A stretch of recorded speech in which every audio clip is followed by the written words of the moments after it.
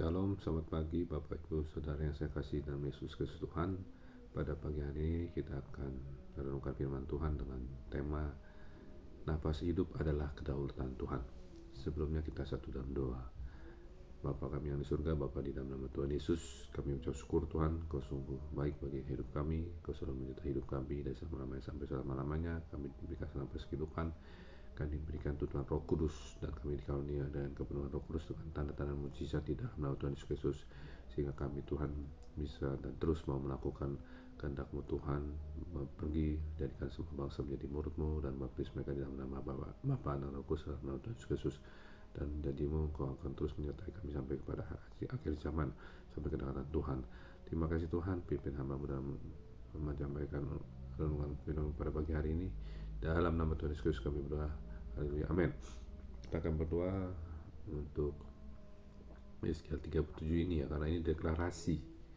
Yeskiel 37 ayat 9. Saya bacakannya, Yeskiel 37 ayat 9. Maka firman-Nya kepadaku, bernubuatlah kepada napas hidup itu, bernubuatlah hai anak manusia, dan katakanlah kepada napas hidup itu, beginilah firman Tuhan Allah, hai napas hidup, datanglah dari keempat penjuru angin, dan berhembuslah ke dalam orang-orang yang terbunuh ini, supaya mereka hidup kembali. Dan saya ulangi, hai nafas hidup, datanglah dari keempat penjuru angin, dan berhembuslah ke dalam orang-orang yang terbunuh ini, supaya mereka hidup kembali. Jadi nafas hidup ini adalah suatu kedaulatan Tuhan. Jadi manusia pertama Adam juga Allah menghembuskan napas hidup kepada manusia pertama itu Adam ke dalam hidungnya. Dan ini di Yeskiel 37 ayat 9 sepertinya Allah mengulangi firman-Nya untuk diberitakan kepada Nabi Yeskiel. Jadi napas hidup itu kita bisa memanggilnya dengan otoritas sesuai firman Tuhan. Jadi hai napas hidup, datanglah dari keempat penjuru angin dan berhembuslah.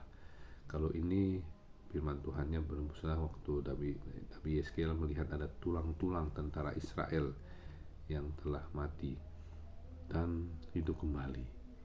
Dan di sini kita meminta kepada napas hidup sesuai firman Tuhan, hai napas hidup, datanglah dari penjuru bumi, berhembuslah ke dalam kita supaya kita hidup kembali. Artinya kita semangat untuk terus menyala-nyala melayani Tuhan, jangan pernah kendor untuk keselamatan banyak jiwa-jiwa. Ya, kalau kita mau selamat, memang kita harus terus hidup dengan otoritas, dengan kuasa Tuhan. Karena dengan kuasa Tuhan itu kita memperoleh hidup yang kekal dan kita memperoleh keselamatan. Karena bagaimanapun juga ini adalah suatu doa yang harus diucapkan ya. Dan kita baca juga di Yeskiel 37 ayat 14, aku akan memberikan rohku ke dalammu ya, aku akan memberikan rohku itu roh Tuhan ke dalammu, sehingga kamu hidup kembali, dan aku akan membiarkan kamu tinggal di tanahmu, dan kamu akan mengetahui bahwa aku Tuhan yang mengatakannya dan membuatnya. Demikianlah firman Tuhan. Jadi firman Tuhan ini mengatakan aku akan memberikan rohku, kata Tuhan, ke dalam kita supaya sehingga kamu hidup kembali.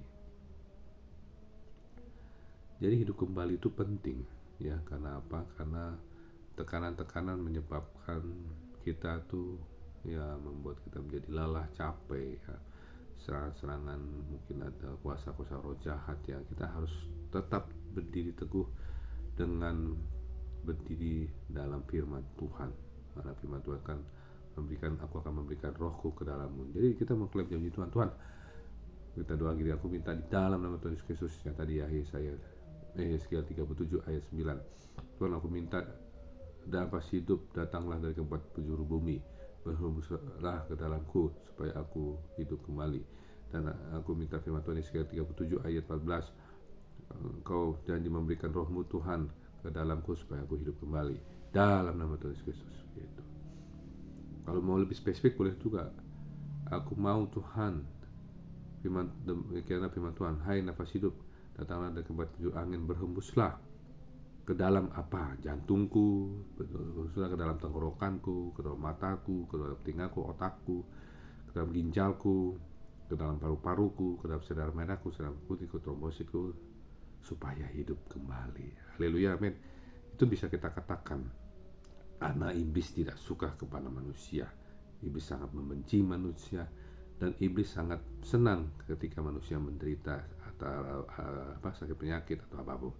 Tapi kita klaim jadi firman Tuhan bilang, beginilah firman Tuhan, hai napas hidup, datanglah dari tempat penjuru angin, berhembuslah kepada jantungku, berhembuslah kepada paru-paruku, berhembuslah kepada lambungku, berhembuslah kepada liverku, berhembuslah kepada ginjalku, berhembuslah kepada tulang-tulang sendi-sendi otakku, berhembuslah kepada kulit mataku, berhembuslah kepada telingaku, berhembuslah kepada telinga, hidung, tenggorokanku, berhembuslah kepada otakku, berhembuslah kepada dari ujung kaki ke ujung kaki, dari ujung kepala ke ujung kaki, berhembuslah kepada jiwaku, berhembuslah kepada rohku, supaya hidup kembali. Amin.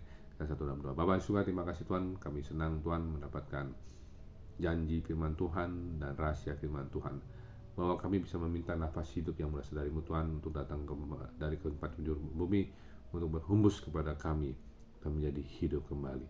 Terima kasih Tuhan, tuntun kami dengan Roh Kudus, dengan kuasa-Mu pada pagi hari ini, dan dari selama-lamanya kami sama dengan tangan Tuhan. Nafas hidup itu dari-Mu Tuhan Yesus selalu bersama-sama kami dan menghidupkan kami kembali. Dalam nama Tuhan Yesus kami berdoa dan bersyukur. Haleluya. Amin. Terima kasih. Tuhan Yesus Kristus memberkati. Jangan lupa memperkatakan doa untuk membilang nafas hidup. Datanglah dari tempat penjuru angin, berhembuslah ke dalamku, supaya aku hidup kembali. Haleluya. Amin. Terima kasih, Tuhan Yesus Kristus memberkati. Shalom.